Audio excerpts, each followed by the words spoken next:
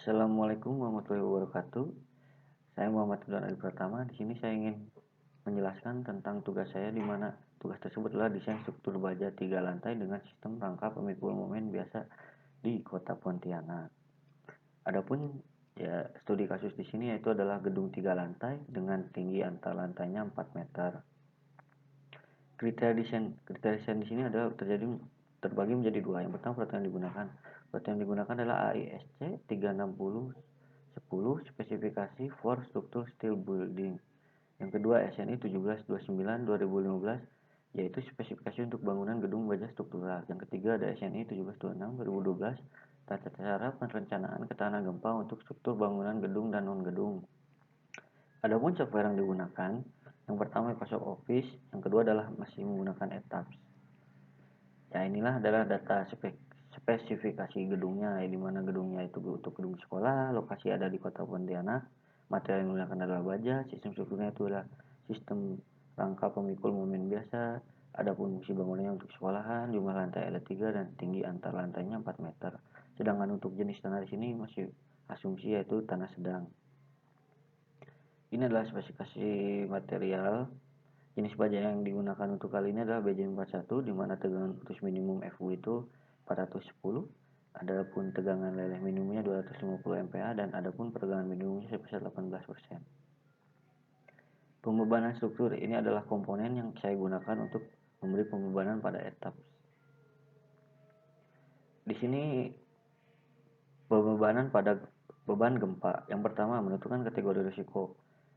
Dilihat dari gedung itu dengan fungsi gedung tersebut berdasarkan SNI tabel 1, maka kategori risiko untuk gedung ini adalah kategori keempat.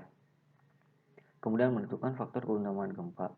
Faktor keutamaan gempa ditentukan setelah menentukan kategori risiko berdasarkan SNI tersebut. Tabel 2, kategori risiko 4 itu karena tadi itu fungsi bangunannya sekolahan, maka memiliki nilai sebesar 1,5. Setelah itu menentukan klasifikasi itu, karena kan kita menggunakan tanah sedang, maka digunakan SD. Untuk peta gempa ini berdasarkan dari Puskim, SS didapatkan nilai 0,41 dan S1 untuk itu 0,05. Ini tergantung dari tanah yang kita gunakan. Ini adalah untuk menentukan koefisiensi itu FA sebagai berikut. Dikarenakan SS 0,14 itu kurang dari 0,25, maka didapatkan nilai FU sebesar 1,6.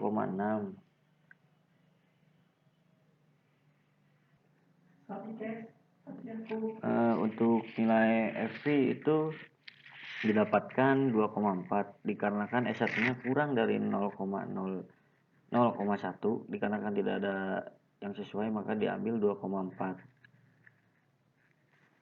Ini untuk menentukan parameter vektor percepatan gempa dengan cara menghitung FA dikali SS untuk SMS, untuk SM1 itu FV dikali S1. Sedangkan untuk parameter percepatan spektral desain SDS dan SD1. SDS itu adalah 2/3 dikali SMS dan SD1 untuk 2/3 dikali SM1. Berikut adalah kurva respon spektrum yang didapatkan dari ETABS. Ini adalah untuk kombinasinya yang saya ikuti dari SNI 03/1726 dan tahun 2012. Ini adalah hasil yang sudah kami hitung untuk kombinasi di ETABS. Oh ya, berikut ini cara mengisi kombinasi di ETABS.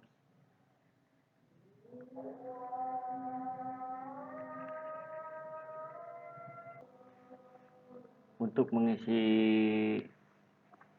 kombinasi di ETABS bisa di define plot combination, maka diisi sesuai yang sudah kita hitung.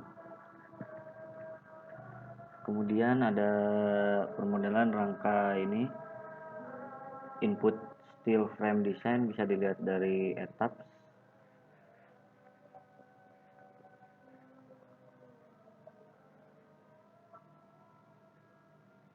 Nah, ini bisa dilihat di sini. dikarenakan kita SRMB, maka ininya diganti dengan OMV, dan untuk R nya kita sekitar 3 sampai 35.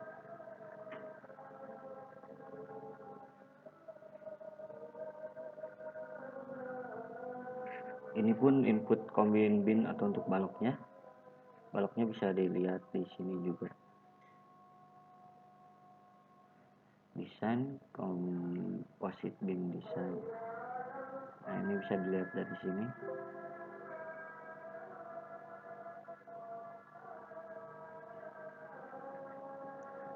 Kemudian untuk penentuan arah SRMB bisa ditetapkan dari etaps. Ini adalah input BJ41 nya pada permodelan. Ini adalah untuk material plat. Ada juga untuk material deck. Ini untuk memasukkan SS dan S1 itu dari etaps bisa di define function response spectrum. Nah, ini bisa di sini dimodify. Ini dimasukkan SS yang tadi dari peta GEPA atau pushkim. Oke.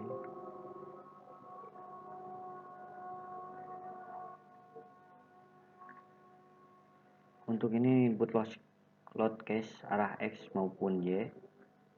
Dan ini adalah penampang yang saya gunakan pada struktur ini, di mana kolom itu IWF 500, balok induk IWF 400, dan balok anak ada IWF 300.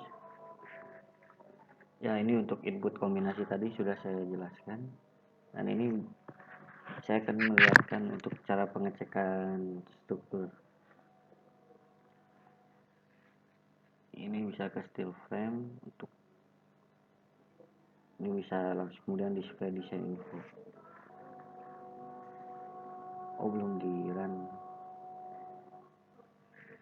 Bisa dari desain, kemudian I steel frame design, terus start check design. Kita tunggu saja apakah nanti ada yang perlu diganti atau tidak.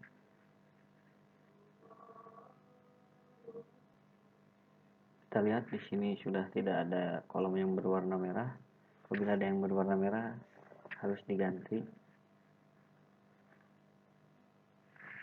Tuh, kemudian kita lihat apakah menggunakan dimensi itu sudah direncanakan, sudah dapat menahan penampang yang direncanakan dan tidak ada dimensi yang melebihi kapasitas. Berikut caranya.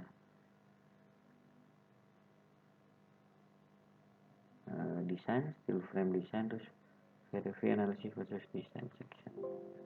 Tuh, sudah baik. Kemudian untuk kalau yang baloknya bisa di komposit di sini, habis kita tunggu hasilnya. Kehadiran tidak ada balok yang berwarna merah berarti sudah oke. Kemudian kita lihat lagi seperti yang tadi, apakah tidak melebihi kapasitas, tidak melebihi penampang. Oh ya, ini sudah baik. Kemudian untuk mendapatkan gaya dalam, tinggal pencet show table,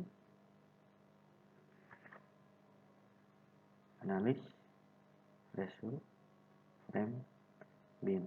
Kalau beam itu untuk baloknya. Nah, ini pada story 2 ininya bisa diganti karena kita memakai combo.